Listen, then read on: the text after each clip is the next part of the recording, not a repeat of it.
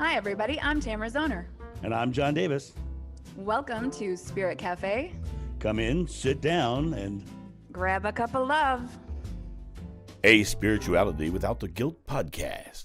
Hello, everybody. This is John Davis, and I'm here once again with the lovely Tamara Zoner, who I just, by the way, watched her do a great interview on the Pirate broadcast with Russ John. And I want to tell you, it was really impressive to see how you were able to bring those concepts that we talk about on a regular basis and bring it into the mainstream and show how what we talk about in general actually does affect everything around us all the time. So good morning, Tamara, and well done. Good morning, John. Thank you so much. It was a lot of fun. Of course, I prefer talking to you. Well, of course. I mean, who wouldn't really, if you think about it, come on. Right. I mean, but a pirate broadcast, that was pretty cool. Yeah, how often do you get a chance to talk to a pirate, So. Not very often. And like he says at the end, I didn't even have to walk the plank. So. Well, that's good. But you guys, I noticed when I watched it, you guys were shooting shots over the bows of happiness. You know what I'm saying? You're like, boom, right there. Yeah, lots of talk on happiness and those, plausible actions that you can take toward it. And that was awesome, and it's really kind of cool because it really kind of ties into what we talk about here on a regular basis. But you're actually able to bring it more mainstream, which I really loved. So I applaud you, young lady. Thank you. Pardon me, a little cough. My coffee's sticking in my throat this morning, which is the way coffee's supposed to be, thick. Right. Anyway, so today we are going to be talking about the names of God. Wah wah wah wah wah. And the names of God. We have a there's so many different names of God. I'm gonna pop up a little graphic right here, and it's going to be very interesting. And we're going to get it out of the way quick. And here we go. Okay. So what we have on this side, those are the 99 names of God in Arabic. And this is hanging in my house, and I will tell you, it's very interesting. When people come over, they think I have a Taliban flag hanging, but because it has that look. But I got this when I was in Iraq. 99 names of God. Over here on the other side, we have another interesting thing here. We have just a list of various names of God. And I'm going to start with Buddhism because Buddhism has no name of God. Buddhism is all about individual enlightenment, and specifically through the teachings of Siddhartha Gautama, the Buddha. And so that's the first element. See, there's no name for God in Buddhism. Native American, Wangantanka, the Great Spirit, and that to me is awesome because it's so non-defining. It's so non-limiting, the Great Spirit. Christian has Jehovah and many, many more. Judaism has Yahweh and many, many more. Islam, Allah, and of course what I said over here. And Sikhism is Akal Marat, and Hindu is Shiva. And in Hinduism, it's fascinating because Hinduism says there is one God, but there are many aspects of God. So if you want to pray for your financial wealth, you would go to Ganesh or Lakshmi. So, you have the various aspects that you would go to for certain areas of your life. And so the names are there. So now we've got the names out of the way.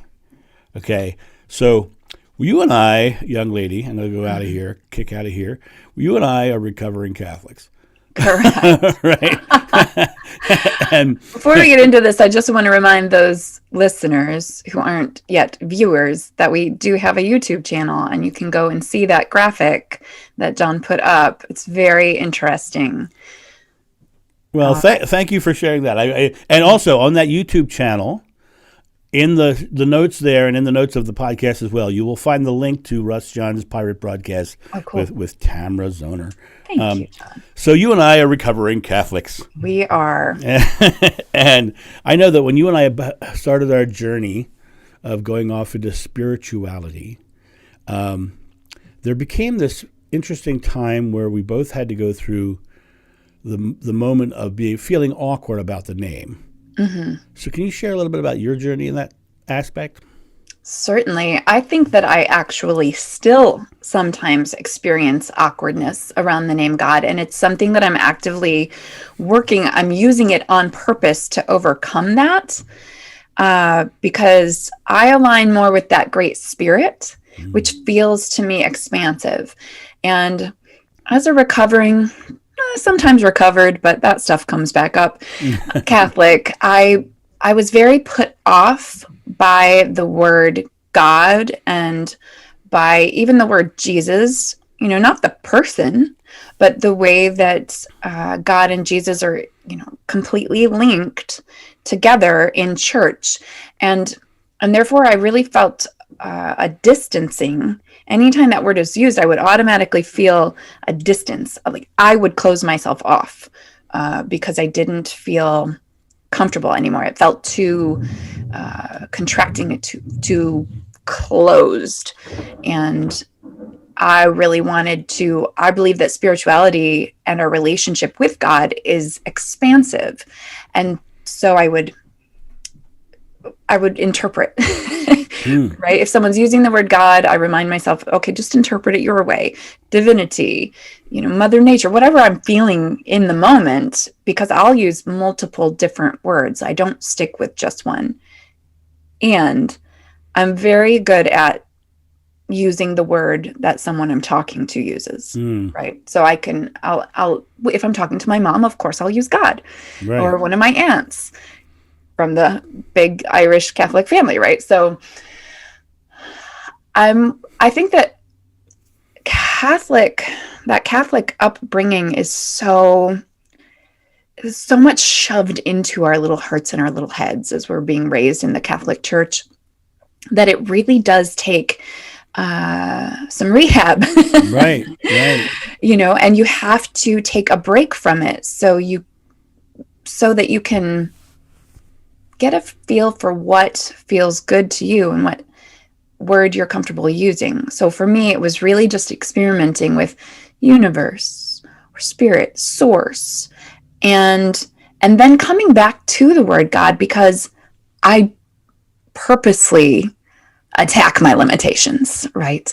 I don't want that word to hold me back from a relationship with that greater being. Mm.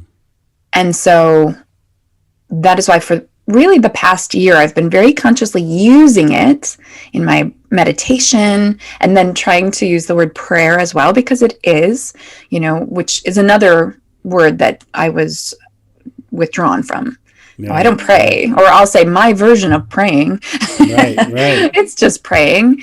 And so I feel like this is a fun and interesting conversation, because I bet we're not the only ones that took issue with that term, because it's also very patriarchal. Oh, sure, sure it is, sure it is. And it's what's interesting, being coming from the Catholic perspective. I mean, you and I both, obviously, Irish Catholics. My grandfather was named James Quinn. He was a parted down the middle, red hair, little tiny wire rim glasses, and I actually have a picture of him in the '50s, sitting there like this, holding a can that just says beer. So perfect. Fabulous. I come from the O'Donoghue clan, so Oh, from the O'Donohues, are you now? I am. There you go. So. What's interesting to me when I talk about spirituality with people, I find myself going, God, universe, whatever you call it. Mm-hmm. God, universe, whatever you call it. Because I'm trying to be inclusive. And for me personally, I went back to God because God, universe, whatever you call it, has too many syllables. right? And I'm lazy, right? Now, I look at God as an interesting animal, because I think universe is too confining, because the universe is a place where you keep galaxies, and so I want to know what's keeping the universes. Okay. And so to me that's too confining. So God, universe, whatever you call it, great spirit to me is awesome because it is limitless. It goes forever. The one thing that I find most comforting in the name of God is what Moses said God's name was, which is I am that I am. Right? Yes. That idea that I am one with my source and I am one with all. The other thing is there's a thing in the Bible that says you are created in God's image. Mm-hmm. And to me that's really interesting, because it's people take it as, I'm a clone of what God looked like. Right? But that's not how I interpret it. I interpret it as we are living within God's image. And everything that we're experiencing, our hand, our body, this room, the beautiful 70-degree day outside, is all part of God's image. And then you get to Einstein, who says that everything that you see, including you, is nothing but pure energy. He actually labeled it as an energy event. So God is just the energy. So when I look at, I can say energy, but that to me is too limiting as well, because electricity is energy as well. So, I look at it as the Great Spirit or the I am, and when I dig deeper into it, I had to get past my own limitations of the word Jesus, for several very interesting reasons. But one of the reasons I had to get past that is because the name Jesus was being rammed down my throat from every aspect of Christianity. I have a sign on my front door right now that says, hi, if you're here to drop off a package that I've seen, ring the doorbell. If you're here to bring me some pizza that I delivered, ring the doorbell. If you're here to get me to join your cult, I'm not interested. Go away. Right? And Right. That's because where I live on this street, I was getting Jehovah's Witness, a couple times a week sometimes. And so, I put that up, and guess what? They stopped. They identified with the word cult, which I thought was interesting. That is interesting. In fact, I had one of them who read it and got so freaked out, she actually drove across my lawn to get out of my yard. Oh my! It was like not very godly, is it? How fearful is that, right? Yeah. But what I thought was really interesting is that the name, Jesus, welcome to Jesus, you're healed, that kind of evangelical thing. When I started delving into the history of things, and I really started digging into the religions and their impact on the world, which was one of those studies that I really got into, the most harmful religion that has ever been on the planet Earth has been Catholicism. And people go, how's that be? Well, think back. First of all, Christianity in general, we're the ones that sacked the Holy Land. We're the ones who created the turmoil that still goes on today, right? And then the Christianity, and then Catholicism took over, and then you got the Inquisition, you got the diseases that are now all that were brought from Europe to the New World through the Christian conquerors and the conquistadors, and the Catholic faith. 5 years ago, Francis, was it 5 years? I think it was 5 years ago. Francis apologized to Central America for what the conquistadors did 500 years ago, 600 years ago.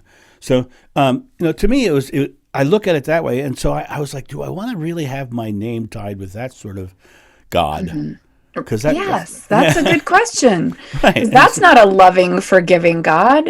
No, it's not at all. So, I guess my question to you, the loving and the forgiving part that you just said, my question to you would be, how do you define God? You said Great Spirit before, but how do you define God as behind the name?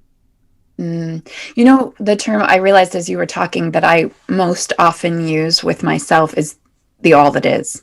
All that is, yeah. Yes, all that is, because it's everything. Right. Right? With a big capital E. It's everything ever in any universe, in any part of life. It's all of it. So the all that is, I think maybe it's kind of a catch-all. Right. In case I'm missing something. I'll include it all because of that desire for expansiveness and never limiting. I want my relationship with Source to be limitless. Right. And I want to experience an opening when I communicate with all that is, or whatever you call it, because that's what I feel it is. And, you bring Jesus into the equation, and I don't think of him as, when I'm communicating with, the expansiveness of all that is, or God. I think that Jesus was, I think of him as a man. I think of Right. him as a great charismatic leader who opened the hearts of so many people in beautiful ways. And I think that his relation, in my own opinion, his relationship with God has been abused and just brought through the ringer, and it actually disintegrates some of the beauty and the magic that spirituality has. And that part of Catholicism that is just, it's broken us in a way, and God doesn't do that. Right. Gandhi said, "I love your Jesus, but I don't like your Christians." Right, and it's really interesting because the Christianity that he's talking about is, as I've said many times, the Constantine Nicene Council thing. Right, it's where at that council they said Jesus was the Son of God. They just decided. Right, he is the Messiah, which means that the Jewish faith has been resolved. Right? So the Jewish faith now says, no, he's not. They say, yes, he is. So you're wrong. And then Islam comes along and says Jesus was an amazing prophet and is going to return just like he promised. And the next prophet in the line was Muhammad. And so, and then Muhammad comes along, and so now Jesus, no, we're the Son of God. We are one, and we are God walking on earth. Your guy's just a guy talking about us, right. And then Islam shifts into the Baha'i faith, and the Baha'i believe that their deity, their prophet, was the next in line after Muhammad.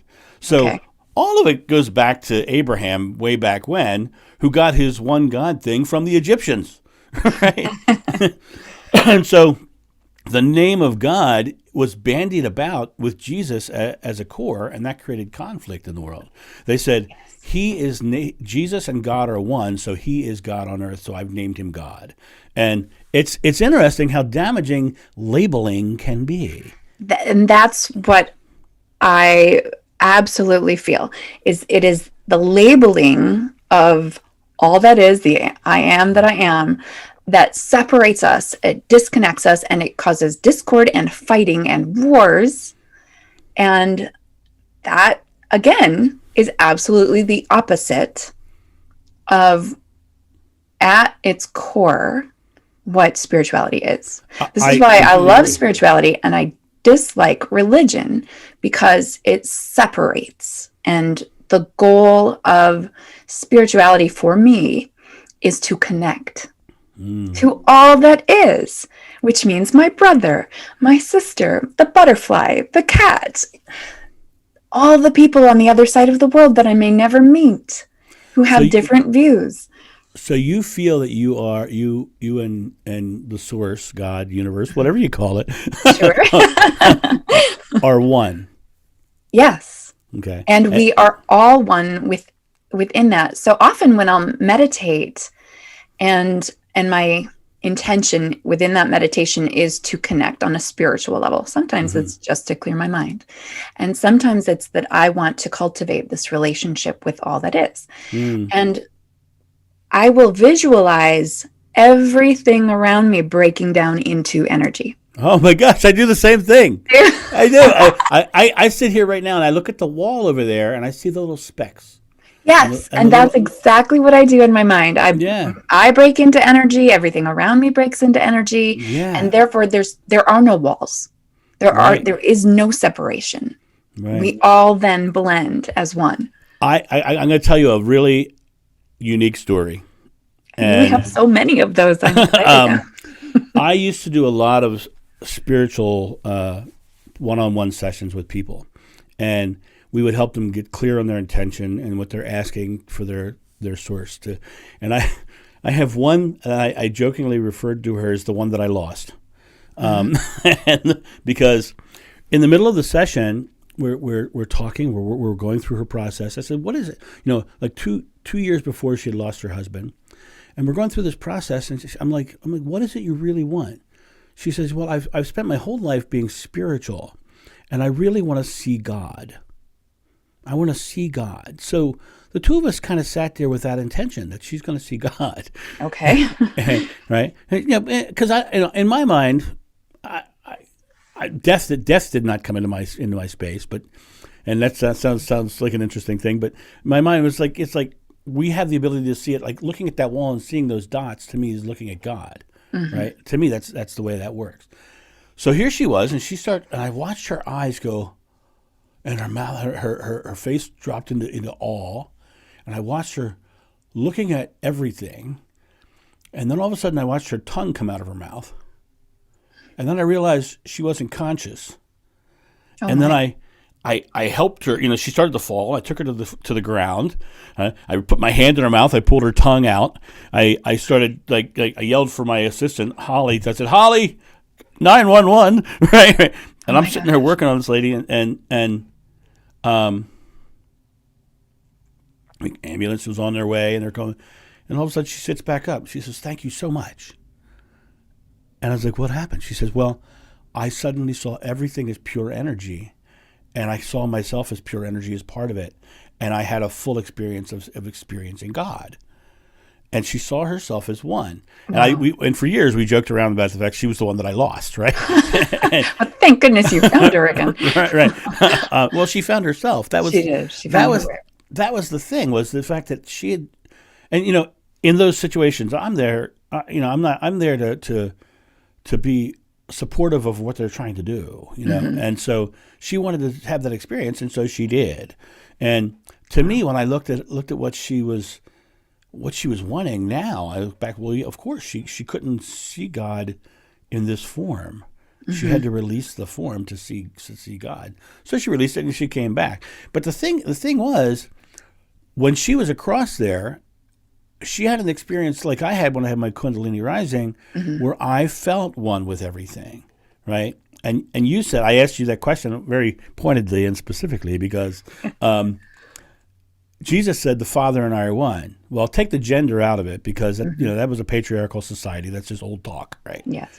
He's saying him and the source are one. So he was teaching a very big, broad spiritual lesson. It wasn't until they ruined his message with power that they actually are. I think he is one of the greatest, most amazing teachers of spirituality, and I think he understood more about his divinity, and our divinity, than anyone else. And so he himself called it the Father, meaning something that you're birthed from, or the mother, father, that sort of family sort of situation. You come from that. And so for me, the name of God, over the course of time, I came to the point where my intentions, which you could also call prayers, always start with the gratitude. Thank you, God, and I still say God. Thank you, God, for the blank that I am, God's name again, receiving. Amen, so be it, right here, right now. And so it comes down to this really encapsulated conversation between me and God and myself.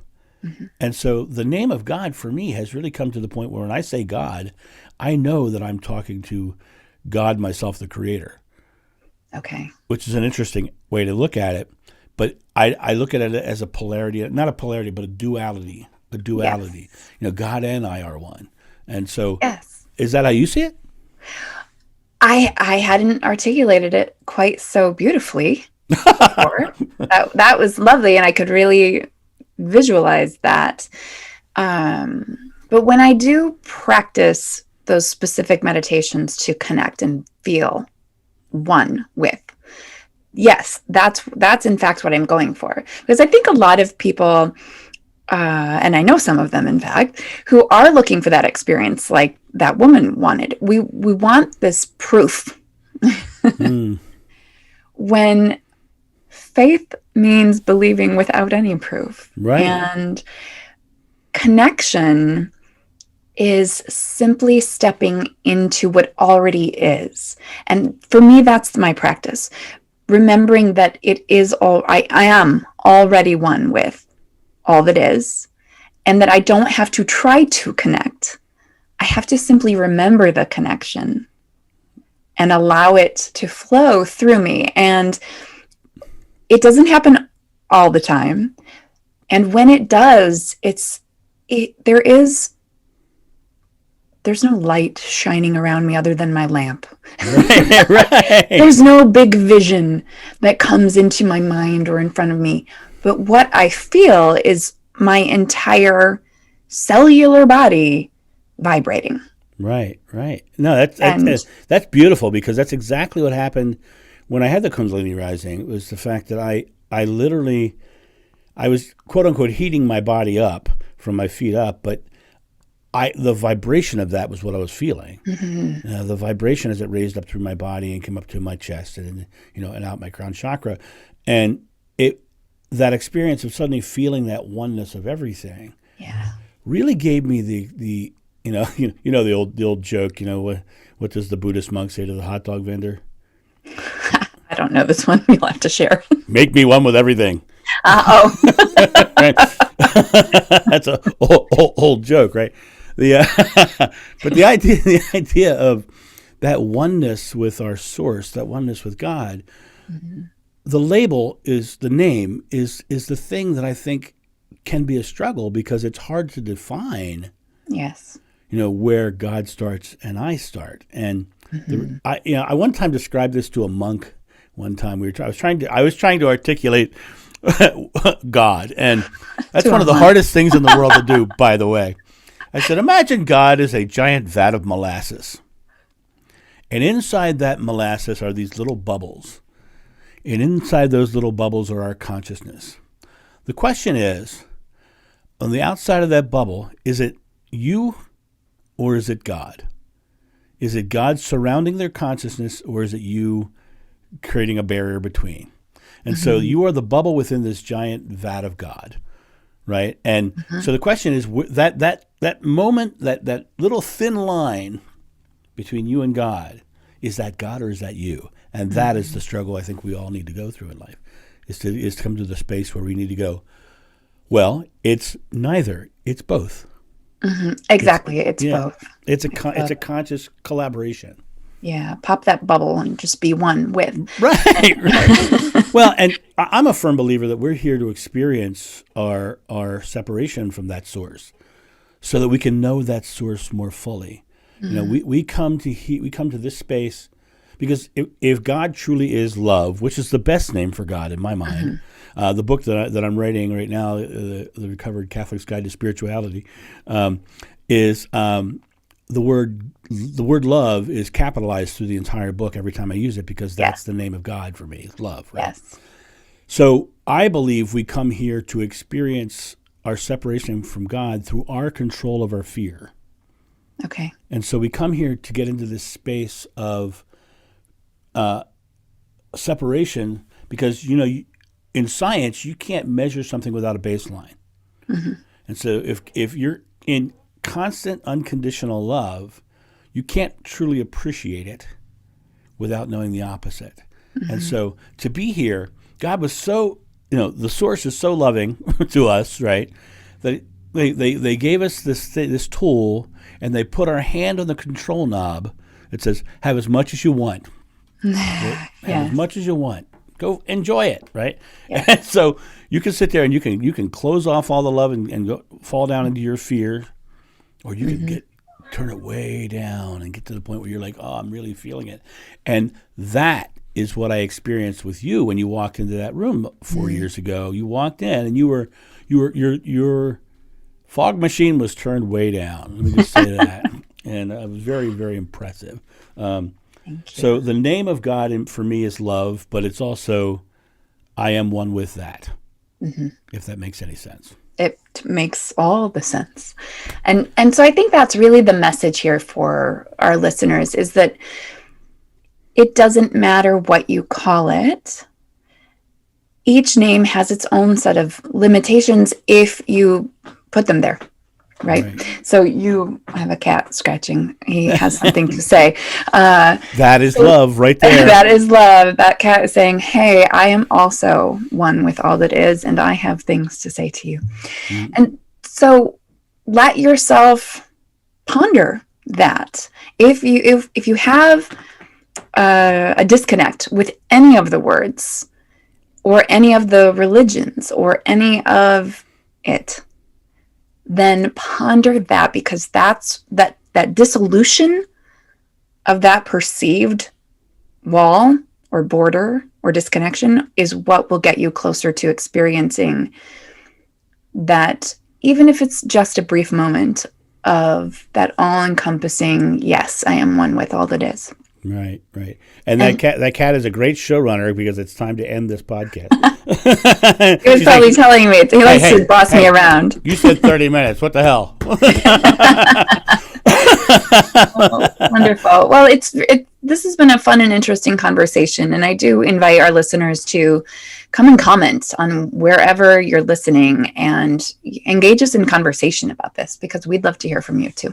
Yeah, you can do that in lots of places. You can comment on our website. You can comment on Facebook. I push the Facebook if we can. Mm-hmm. Because I think that's a much easier access to our social networks, and we can engage there. We are still very new, so we haven't had a lot of comments. So feel free to get in there and start commenting. Also, here's another thing: is this conversation can go on for a long time, but it only goes on for a long time if you create suggestions. Mm-hmm. and bring out some ideas. I mean, Tamara and I can think of a lot of great things to talk about, and we can talk about them for a long time because we're speakers for a living. We're yes. professional speakers, so we speak, right? Speak, boy, speak. So we can talk about lots of stuff and lots of things. We can do amazing things like that, but it's much more important that we get your perspective and we tackle the topics that you're going through, because we can only talk from our own limited experiences. Exactly. And so hearing your experiences helps us broaden as well and helps us grow. So thank you, Spirit Cafe, folks. Go out and get another cup of coffee. This one's almost gone. And have a great day. We'll talk to you soon. Thank you for joining us at Spirit Cafe, a place where you can safely explore your spirituality without the guilt or dogma of religion. Leave all comments and suggestions on the Spirit Cafe podcast Facebook page.